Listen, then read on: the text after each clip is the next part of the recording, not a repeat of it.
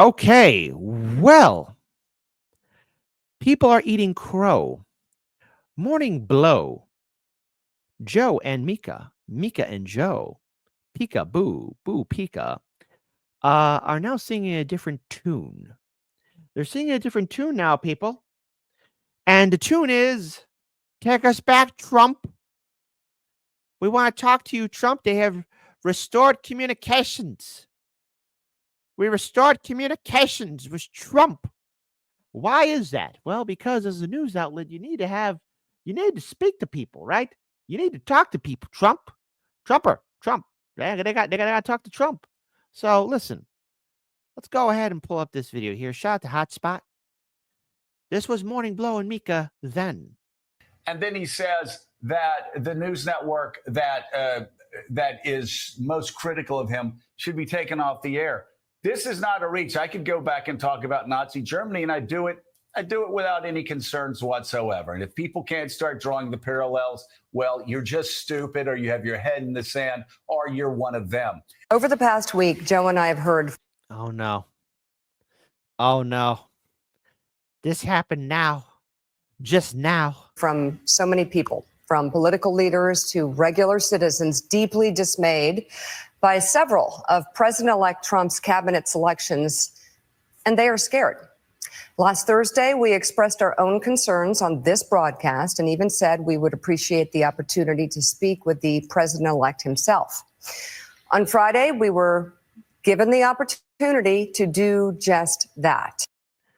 You know what that means? The corporate producers were like, Mika, Joe, you gotta cut this crap off. We're hemorrhaging viewers, and we gotta get Trump back on air. It's the only thing that made this system go, baby. So do it. Mika, blink twice if you're in danger. Joe and I went to Mar-a-Lago to meet personally with President-elect Trump. It was the first time we have seen him in 7 years. Oh, somewhere out there, a latte drinking liberal is like, no. And all I got to say is, say it with me. Amazing. Amazing. Amazing. Amazing. Amazing. Amazing. Amazing. Now, we talked about a lot of issues, including abortion, mass deportation, threats of political retribution against political opponents, and media outlets. We talked about that a good bit. And it's going to come as no surprise to anybody who watches this show, has watched it over the past year or over the past decade, that we didn't see eye to eye on a lot of issues, and we told him so. What we did agree on was to restart communications. My father often spoke with world leaders with whom he and the United States profoundly disagreed. That's a task shared by reporters and commentators alike. We had not spoken to President Trump since March of 2020, other than a personal call Joe made to Trump on the morning after the attempt on his life in Butler, Pennsylvania. No, I am not going to buy a sinking ship, okay? All of corporate media is going belly up. All of it. And we've done plenty of reports about why it's a failing model. I mean, why would I buy something that's no longer good? In this meeting, President Trump was cheerful. He was upbeat. He seemed interested in finding common ground with Democrats on some of the most divisive issues. And for those asking why we would go speak to the president-elect during such fraught times, especially between us, I guess I would ask back, why wouldn't we? 5 years of political warfare has deeply divided Washington and the country. We have been as clear as we know how in expressing our deep concerns about President Trump's actions and words in the coarsening of public debate. But for nearly 80 million Americans, election denialism, public trials, and January 6th were not as important as the issues that moved them to send Donald Trump back to the White House with their vote. Mika, Joe, Pika, Boo, no.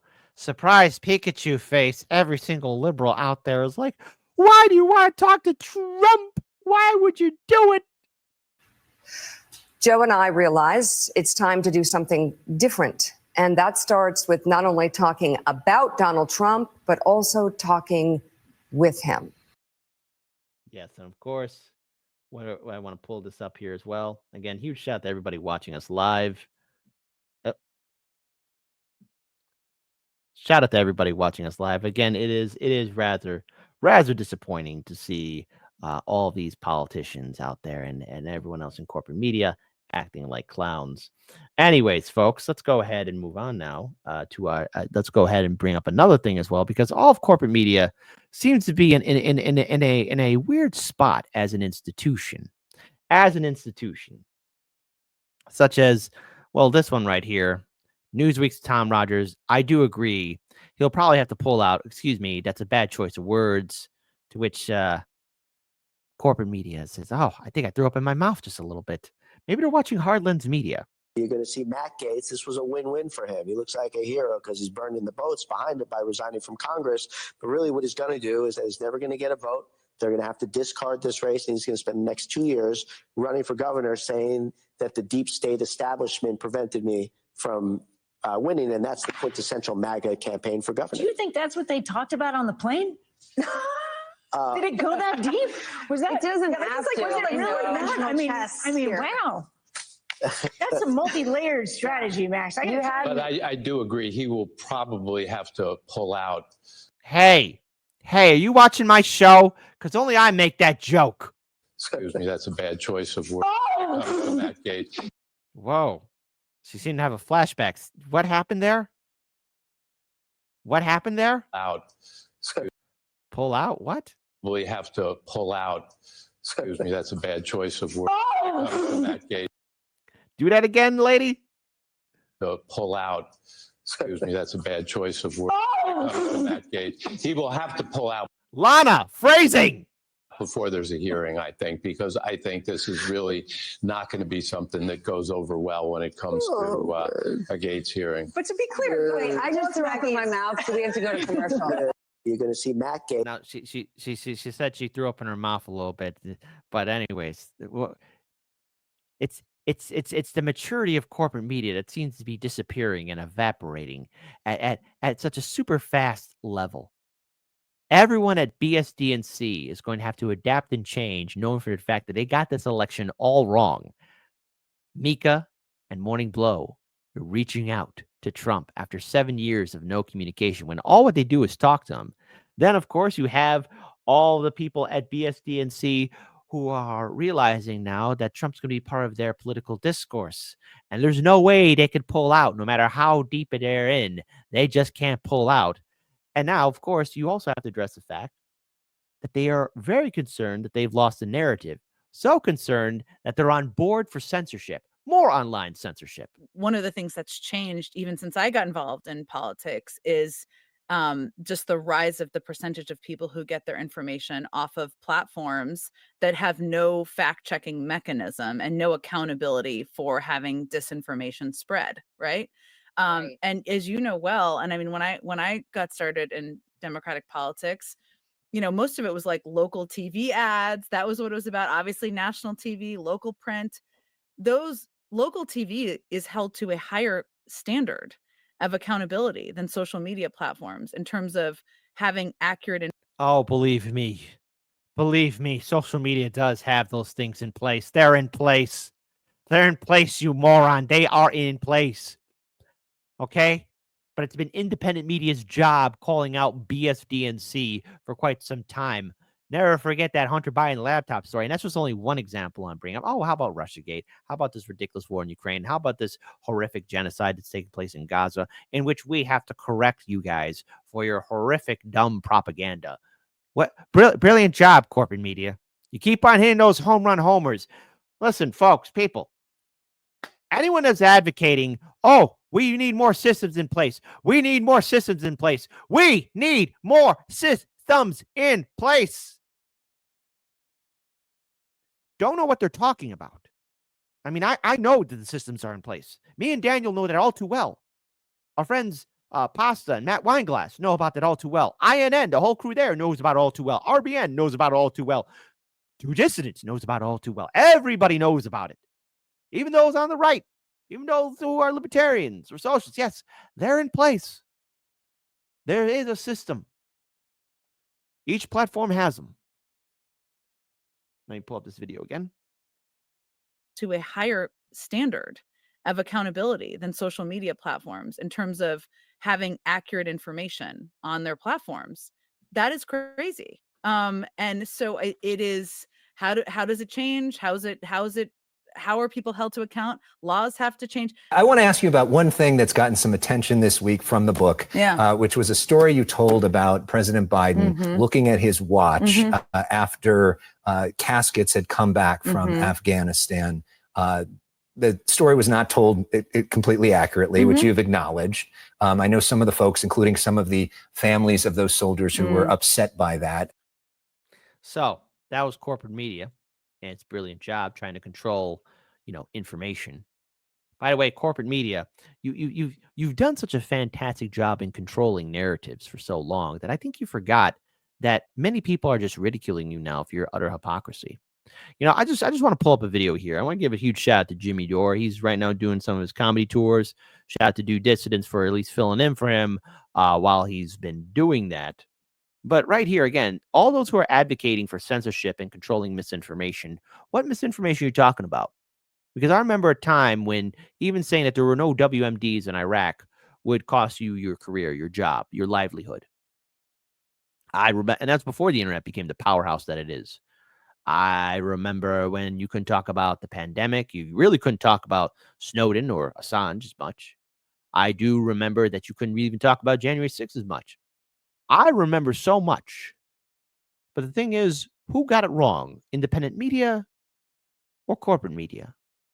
I think I like to say that everyone across the political spectrum that is on YouTube or X or Rumble or any other social media platform has gotten it more correct than corporate media ever will.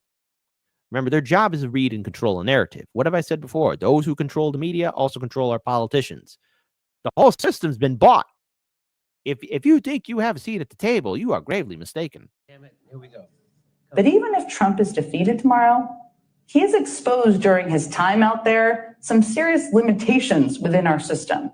And it may be time to ask ourselves things like whether social media platforms should have the freedom to operate at a lower level of accountability than local television networks. First of all, how do you get lower accountability than zero?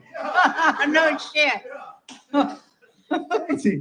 This is them wanting to censor social because they don't have any accountability. You don't have any fucking accountability. Is there anything they haven't lied about? They lied about Iraq twice. They lied about Afghanistan for 20 years. They lied about Syria. They lied about Libya. They lied about Ukraine. They're currently lying about Ukraine. They lied about COVID. They lied about lockdowns. They lied about where the virus came from, mass, transmissibility, contraction, herd immunity, natural immunity. There wasn't a fucking thing, the side effects. There's not a goddamn thing that they haven't lied about in the last 20 years of my life, 40 years of my life. And these motherfuckers want to censor other people because they might be spreading misinformation. The biggest... Yes, go ahead.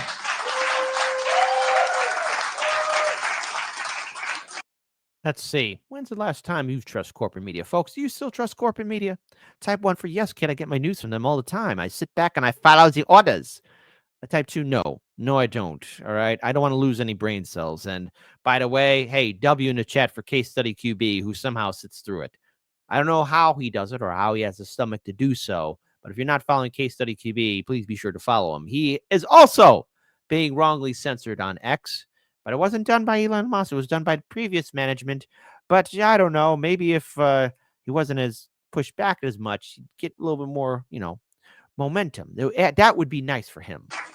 The biggest liars, as we all know, is the government. Second is the corporate-owned media. And a distant third are randos on social media. That's the fucking fact, okay? And if it wasn't for social media, we wouldn't know about any of those lies about the Syrian war, the Ukraine war, or COVID, or the vaccines, or masks, or lockdowns, or all the shit they did to children during COVID, or all the shit they're doing to children who are confused about their gender identity before they hit fucking puberty. We wouldn't know any of that shit if it wasn't for social media. So fuck fucking cunts like this. Writing propaganda. Yes, and she had the audacity to write a book. So what can we take away from this? This is corporate media's last breath. Don't you feel it, that there's a change happening? We reported, as did everybody else in independent media, that CNN, MSNBC were hemorrhaging viewership at an epic level never seen before. Now, it's quite interesting that in 2016, things were a little bit different after Trump got elected in office. From 2017 up until 2021, when Trump was in the White House, corporate media was gaining substantial views because all what they ever did do is talk about Trump. But then they lost their golden cow. 4 years of Biden, steep decline. Many online news outlets and articles and magazines went bankrupt, belly up, sold, or gutted, turned into a husk of what they once used to be. They lost their relevance. Then Trump runs again. There's that utter hope that maybe corporate media could get that cash cow again. But that didn't happen this time around. After the election, CNN and MSNBC got lower viewers than before. Not to mention, CNN had the audacity to think that they were so popular and so great that they wanted to do their own streaming service. That's not how it works. Which leads to a concern of mine that I brought up during the Alex Jones coverage that I talked about. Corporate media is going to hang on by the fingernails to be on streaming service. We know that CNN is on Max, but we also know that Hollywood and other establishment media outlets are looking to YouTube and other online platforms to make sure that they still have some push and pull. But what they have forgotten is that the internet has given people choice.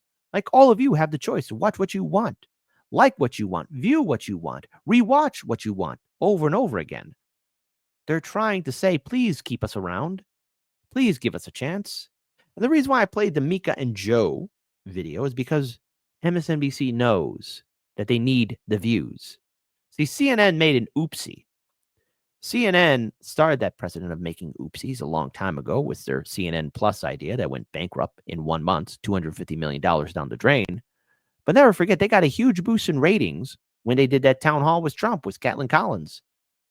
But then they threw it away because they didn't want to give a platform to somebody who was running for president. Well, now Trump is president, and corporate media, you really have no choice in the matter in whether or not you want to interview him or not, or cover his stories because he's the president for the next 4 years. You have to live with it, deal with it. And Mika and Joe now are knocking on the door. Take us back, Trump. But it's not them that's doing it. They're following orders from their producers. They're following the orders from their owners. They're following the orders because the only way corporate media stays around is if they have the views and they can make the money, the ad revenue. The outrage movement that was in 2016 has died. It is a joke. I've been seeing the protests and people marching in the streets, but see, the thing is, to all the vote blue, no matter who, sycophants out there, all those people that hyped you up or gassed you up on corporate media were just using you. And for those who are outraged of how dare they speak to Trump, well, they have to now. They have to make that money. New boats don't buy themselves. After all, Rachel Maddow made a killing. Huge big boost in views when Trump was president during the previous 4 years. That's all she did all the time, talk about him and saying how the walls were closing in and this is it. And all the impeachment stories. What do you think your favorite pundit on CNN and MSNBC is going to be doing? They're going to be talking to Trump. And guess what? They're going to have to be interviewing him too. The downfall of corporate media is on the horizon. Let's feast on it. It's like when a blue whale dies in the ocean. Every predator is going to be swarming to it, from all the little fishes to the big old sharks. Feast on the bloated remains of corporate media.